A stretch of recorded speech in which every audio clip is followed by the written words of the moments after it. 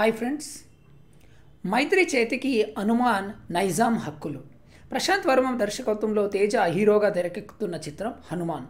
ఈ సినిమా నైజాం హక్కులని మైత్రి movie makers దక్కించుకుంది. ఈ విషయాన్ని తెలియజేస్తూ నిర్మాణ సంస్థ ట్వీట్ చేసింది. కాగా సినిమా నైజాం హక్కులను 7 నుంచి 8 కోట్లకు దక్కించుకుందని సమాచారం. జనవరి 12న హనుమాన్ మూవీ థియేటర్లో విడుదల కానుంది. పెండింగ్ ఛానళ్లకు డిస్కౌంట్. ఇప్పటివరకు ఆదాయం ఎంతంటే డిస్కౌంట్తో పెండింగ్ ఛానళ్ల చెల్లింపునకు విశేష స్పందన లభిస్తుంది. రాష్ట్ర వ్యాప్తంగా 8.44 కోట్ల ఆదాయం సమకూరింది.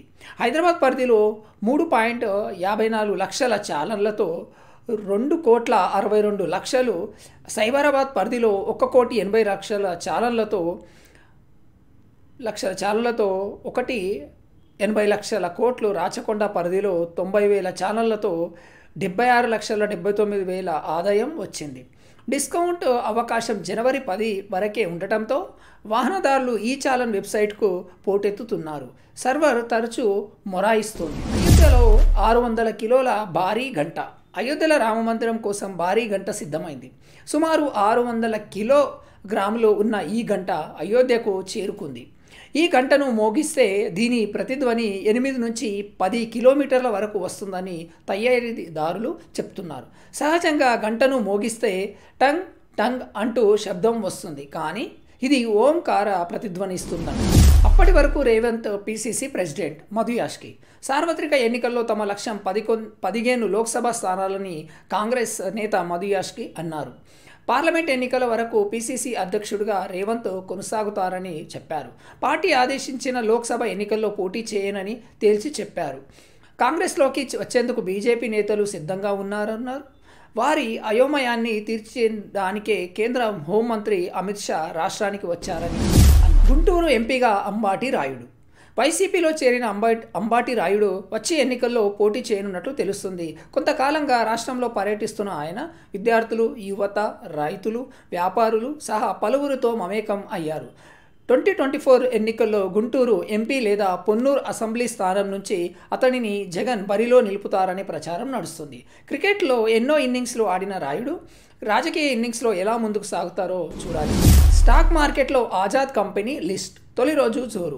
దేశీయ స్టాక్ మార్కెట్ జోరు కొనసాగుతుంది. సచిన్ పెట్టుబడులు పెట్టిన ఆజాద్ ఇంజనీరింగ్ కంపెనీ షేర్లు ఇవాళ స్టాక్ ఎక్స్చేంజ్లో లిస్ట్ అయ్యాయి. బీఎస్ఈలో ఇష్యూ ధర 524 రూపాయలతో పోలిస్తే 35.49% ప్రీమియంతో 710 దగ్గర ట్రేడింగ్ ప్రారంభమైంది.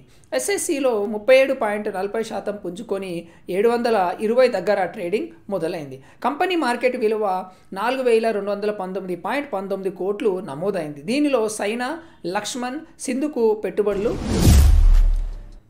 Breaking news. భారత్కు షాక్. సౌత్ ఆఫ్రికా టెస్ట్లో భారత్కు షాక్ తగిలింది. 2 ఇన్నింగ్స్లో బరిలోకి దిగిన టీమిండియా మొదట్లోనే 3 కీలక వికెట్లు కోల్పోయి కష్టాల్లో పడింది. కెప్టెన్ రోహిత్ శర్మ డకౌట్ అయ్యారు. జైస్వాల్ 5, గిల్ 26 పరుగులకే పెవిలియన్ చేరారు. టీ సమయానికి భారత్ 62 రన్స్ చేసింది. క్రీజులో కోహ్లీ, శ్రేయస్ ఉన్నారు. సౌత్ ఆఫ్రికా బౌలర్లు నిప్పుల చెరుగుడంతో సెంచురియన్ పిచ్పై ఆడేందుకు భారత్ ఆటగాళ్లు కష్టపడుతున్నారు. విజయవాడలో 22 ల్యాండ్ క్రూజర్లు గుర్తింపు. కేసీఆర్ హయాంలో 22 ల్యాండ్ క్రూయిజర్లు కొని దాచారని ఇటీవల సీఎం రేవంత్ రెడ్డి చేసిన కామెంట్స్ చర్చనీయాంశంగా మారాయి.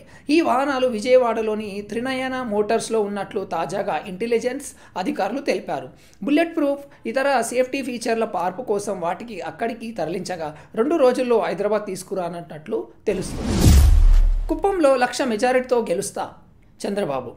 వైసీపీ సినిమా అయిపోయిందని, ఆ పార్టీకి ఇంకా 100 రోజులు మాత్రమే ఉన్నాయని టీడీపీ అధినేత చంద్రబాబు ఎద్దేవా చేశారు. కుప్పం గూడపల్లి సభలో మాట్లాడిన బాబు, కుప్పం నాకు సొంత కుటుంబం, ఈసారి 1,00,000 ఓట్ల మెజారిటీతో గెలుస్తా, కుప్పం గర్వపడే విధంగా ఇన్నేళ్లుగా గెలిపించారు. ఈ ప్రభుత్వంలో నాలాంటి వాడికే రక్షణ లేదంటే సామాన్యుల పరిస్థితి ఏంటి? ప్రజాస్వామ్యాన్ని కాపాడడానికి పోలీసులు ముందుకు రావాలి అని చంద్రబాబు నాయుడు కోరారు. చంద్రబాబు పవన్పై రాయుడు విమర్శలు. వైసీపీలో చేరిన వెంటనే మాజీ క్రికెటర్ అంబాటి రాయుడు ప్రతిపక్ష నేతలపై విమర్శలకు దిగారు. సంక్షేమ పథకాలపై చంద్రబాబు, పవన్ గతంలో చాలా ఆరోపణలు చేశారని మాజీ క్రికెటర్ అంబాటి రాయుడు అన్నారు. అలాంటి వారి మరిన్ని సంక్షేమ పథకాలు అమలు చేస్తామని ఎలా చెప్తారని ఆయన ప్రశ్నించారు. ప్రజలు అన్నీ గమనిస్తున్నారని, తన ప్రాంత సంక్షేమం కోసం పనిచేస్తానని రాయుడు వివరించారు. ఇదండి ఈరోజటి న్యూస్. Bye bye.